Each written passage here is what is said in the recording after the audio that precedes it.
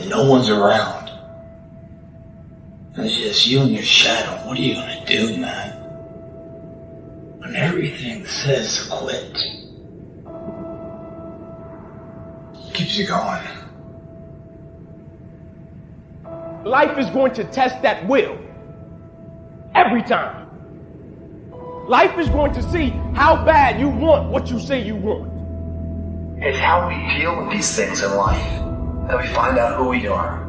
Every time you hit a low place, don't those voices come back up again? Every time things go wrong, don't those voices come back? You start saying to yourself, I'm a mess up, I'm a failure, I'd be better off not being here. We just keep feeding ourselves this toxic thinking.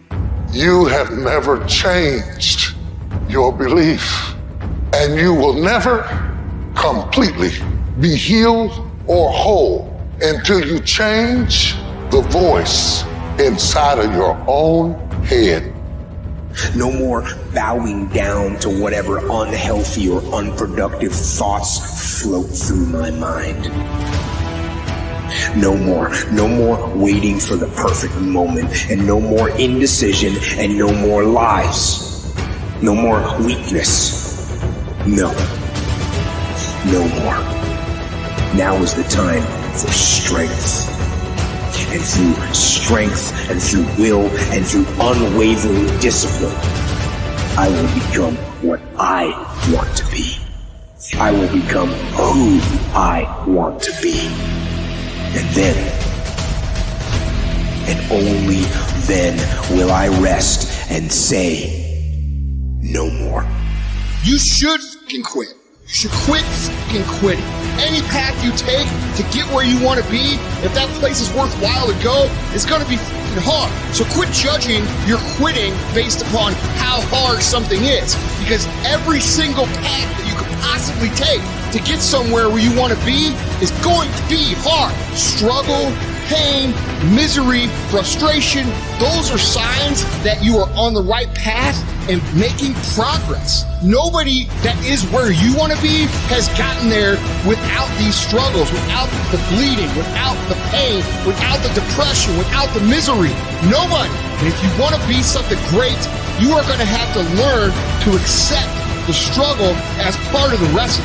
Every single day you need to look yourself in the mirror and ask yourself, what am I willing to do to get what I want?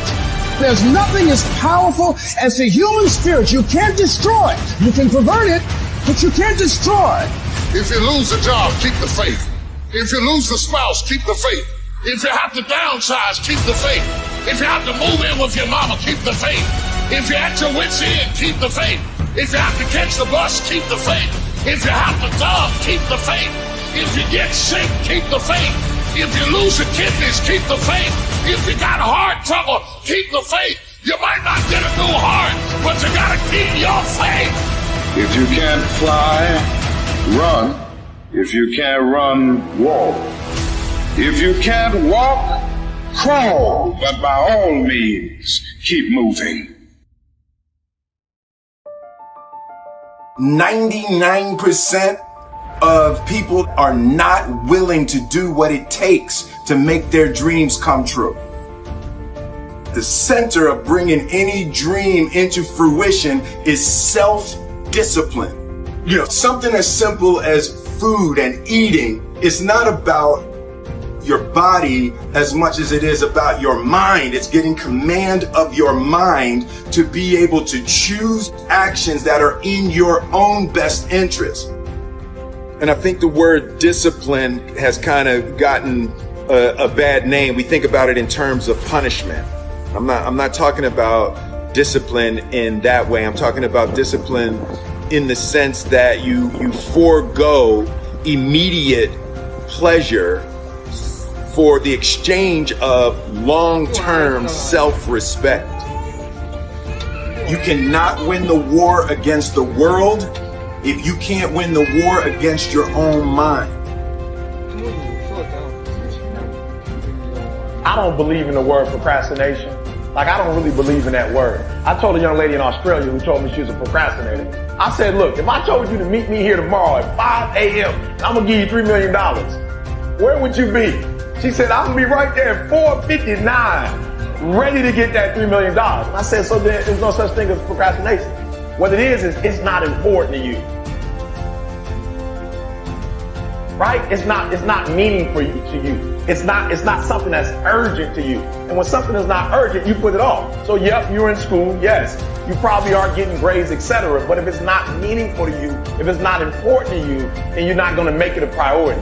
So what you have to do is find out, how can you make it meaningful? How can you make it purposeful? How can you make it stick? And when you can find that out, I promise you'll get up early, you'll get there first, and you'll do whatever it takes to make that goal a reality. So for me, no such thing as procrastination. It's such thing as it's not a priority to you.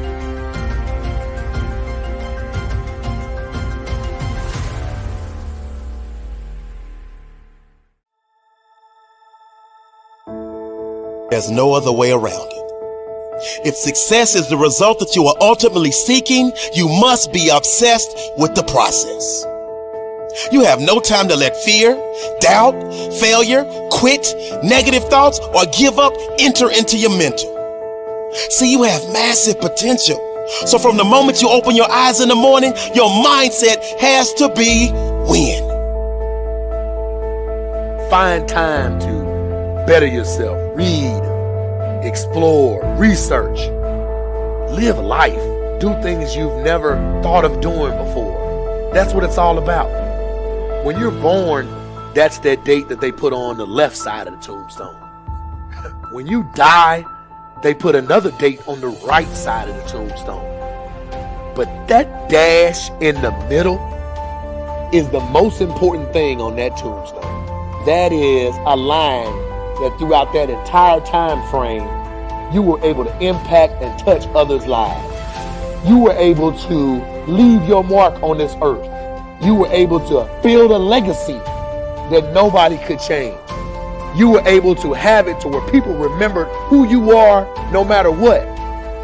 When you're living for that dash in the middle, you're going to remember your why. Your why you're here. Not the why did you do something? Your why, your reason for getting up in the morning, your reason for pushing yourself past the brink of exertion and giving up, your reason for moving on and getting things done in life. That dash in the middle, that's the thing that pushes you.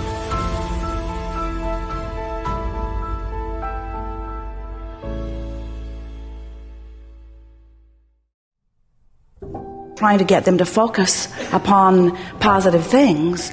And we sort of laid out a list of positive things that she might think about. And she said, oh, Abraham, I don't want those. I've already got those. And what she really meant was, the things that I want are the things that have not yet happened. And we want to help you to realize that if you're thinking about things that you want from the standpoint that they have not yet come to fruition, that they are still missing in your experience, then you're holding it in a sort of suspended position where the distance between where you are and where it is not closing.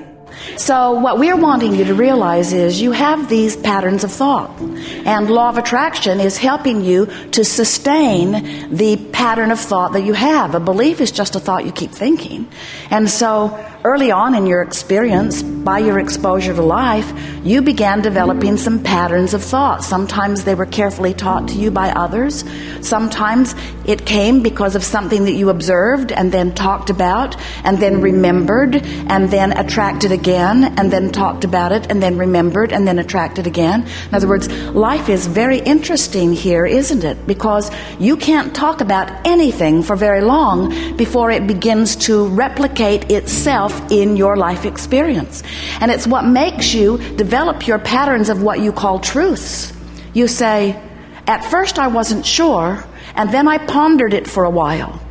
And once I gave it my attention, I began seeing evidence of it everywhere. And now I believe it, and now that I believe it, it's manifesting in my experience. And we say, that's really wonderful, isn't it, if it's stuff you want? But if you are repeating patterns of thought about things you do not want, and in your environment, oh, you are very, very good at that. You have this sort of mass consciousness theory that goes like this. If we don't beat the drum of our history, we are sure to repeat it again. And we say, the contrary is true. The more you beat the drum of anything, the more you activate it in your vibration.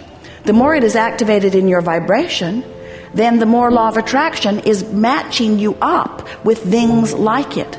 And the more law of attraction is matching you up with things like it, the more you observe it. And the more you observe it, the more you talk about it. The more you talk about it and observe it, the more you beat the drum of it or offer the vibration of it. The more you offer the vibration of it, the more law of attraction matches you up with it. The more law of attraction matches you up with it, the more you're living it, the more you're talking about it, the more you're beating the drum of it, the more you're offering the vibration of it. This gathering, we're calling it the art of allowing, but what it really means is the art of telling a different story. The art of telling the story the way life has helped you carve it out incrementally, but telling the story with your words, with your observations, with your expectations, with your vibration. Then when law of attraction is responding to your deliberate offering of thought, now you're getting what you want, not just what you're observing. Are there things in your life that are as you want them to be? Keep telling that story. Are there things in your life that are not as you want it to be? Don't tell that story. You cannot choose something that feels better until you are aware of what you are choosing.